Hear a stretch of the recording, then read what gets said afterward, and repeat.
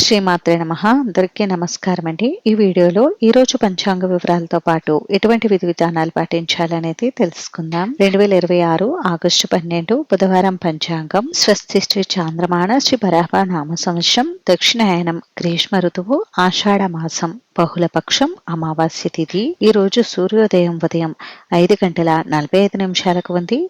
సూర్యాస్తమయం సాయంత్రం 6:25 ఉంది. చంద్రోదయం తెల్లవారుజామున 5:19 ఉంది. చంద్రాస్తమయం సాయంత్రం 6:52 ఉంది. ఈ రోజు అమావాస్య తిథి పుష్యమి నక్షత్రం ఉందండి.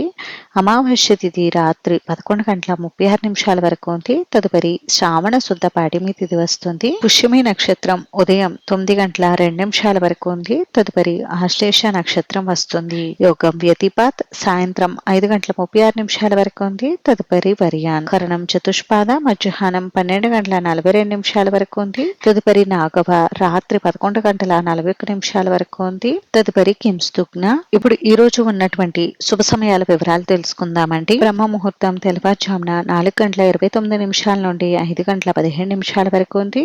ఈ రోజు అభిజిత్ ముహూర్తం అయితే లేదండి. అమృతకాలం ఉదయం 6:15 నుండి 7:48 వరకు ఉంది. ఈ రోజు శుభ సమయం కూడా లేదు. ఇంక ఈ రోజు ఉన్నటువంటి అశుభ సమయాల వివరాలు తెలుసుకుందాం. వర్జం రాత్రి 9:11 నుండి 10:43 వరకు ఉంది. దుర్ముహూర్తం ఉదయం 11:40 నుండి 12:32 వరకు ఉంది.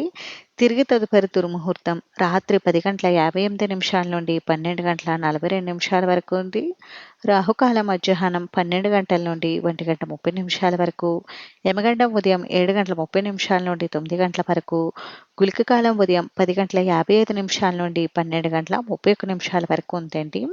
ఈరోజు ప్రత్యేకతలు విశేషతలు వచ్చేసి ఈరోజు మనకి ఆషాఢ అమావాస్య అయితే ఉంది. దీనినే మనం చుక్కల అమావాస్య అని పిలుస్తామండి. ఈ రోజుతో మనకి ఆషాఢ మాసం అయితే ముగుస్తుంది. ఇంక ఈ రోజు ఉదయం 7:29 గురుమూఢమి కూడా త్యాగం అవుతుంది. ఇంక ఈ రోజు మంచి రోజు కాదా అని అంటే ఈ రోజు అంతా మంచి రోజు అయితే కాదండి. పంచాంగం ప్రకారం ఈ రోజు ఎటువంటి శుభకార్యాలు నిర్వహించుకోవడానికి అంత అనుకూలంగా అయితే లేదు. ఇప్పుడు ఈ రోజు ఎటువంటి విధి విధానాలు పాటించాలి అనేది తెలుసుకుందామండి. ఈ రోజు తిథివార ప్రకారం చూస్తే బుధవారం అమావాస్య తిథి కావడంతో ఈ రోజు ముఖ్యంగా లక్ష్మీ నారాయణులను ఆరాధించాలి. అలానే ఈ రోజు మనకి చుక్కల అమావాస్య అని కూడా చెప్తారండి. ఈ చుక్కల అమావాస్య రోజు పసుపుతో గౌరమ్మను చేసి గౌరమ్మ ముందర 2 మట్టి ప్రమిదల్లో దీపారాధన చేసి గౌరీదేవిని భక్తిగా పూజించాలి. ముఖ్యంగా ఈ పూజను పెళ్లి అయిన స్త్రీలు, పెళ్లి కానటువంటి వారు కూడా ఆచరిస్తారు. పెళ్లి కాని వారు మంచి భర్త కోసం, అలాగే వివాహం శీఘ్రంగా జరగడం కోసం ఈ పూజను నిర్వహిస్తారు. పెళ్లి అయిన వారు సౌభాగ్యం కోసం ఈ వ్రతాన్ని ఆచరిస్తారు.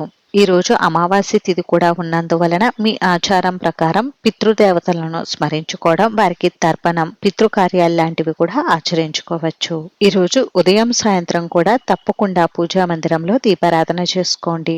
వీలు కుదిరితే ఈ రోజు ఇంట్లో చుక్కల ముగ్గును ఏర్పాటు చేసుకోండి. చిన్నపిల్లలు ఉంటే వారికి ఆవాలతో దృష్టి తీయండి. అలాగే ఇంట్లో ఉన్నటువంటి నెగిటివ్ ఎనర్జీ అంతా తొలగిపోవాలంటే రాళ్ల ఉప్పు నీటిలో కలిపి ఆ నీటితో ఇంటిని శుభ్రం చేసుకోండి. అలానే ఈ రోజు అమావాస్య తిథి ఉన్నందువలన ఇంటికి గుమ్మడికాయ కానీ కొబ్బరికాయ కూడా కట్టుకోవచ్చు. అలాగే నిమ్మకాయలు కూడా కట్టుకోవచ్చు. ఈ రోజు సూర్యగ్రహణం కూడా ఏర్పడనుందండి. కానీ ఈ సూర్యగ్రహణం మనకి భారతదేశంలో ఎక్కడా కనిపించడం లేదు. కాబట్టి భారతదేశంలో ఉన్నటువంటి వారు గ్రహణ సూతక కాల నియమాలు ఏవి కూడా పాటించవలసిన అవసరం లేదండి.